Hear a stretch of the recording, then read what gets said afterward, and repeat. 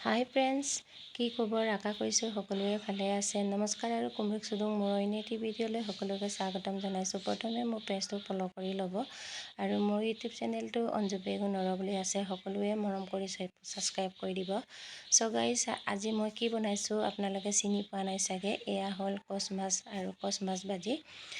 প্ৰথমে মই লগাইছোঁ নহৰু, আদা, জলকীয়া, পিঁয়াজ আৰু সেইটো ভালকৈ সিজাকৈ ভাজি তাৰপিছত প্ৰথমে আকৌ কচ মাছটো ভাজি ল'লোঁ। ভাজিখিনি মই ইয়াত গুড়ি কৰি আছোঁ আৰু গুড়ি কৰি মানে কেনেকৈ আজি অলপ মানে বেলেগ ষ্টাইলত টিপছটো মই বনাব লৈছোঁ, আপোনালোকক দেখাইছোঁ।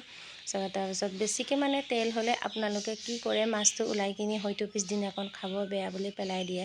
আপোনালোকে পেলাব নালাগে। তেতিয়া আপোনালোকে এই মাছটোৰ লগত অলপমান গৰম ভাত অকণমান দিব আৰু গৰম ভাত দি আপোনালোকে ধুনীয়াকৈ এনেকৈ ভাজি মেলি আপোনালোকে খাব পাৰিব।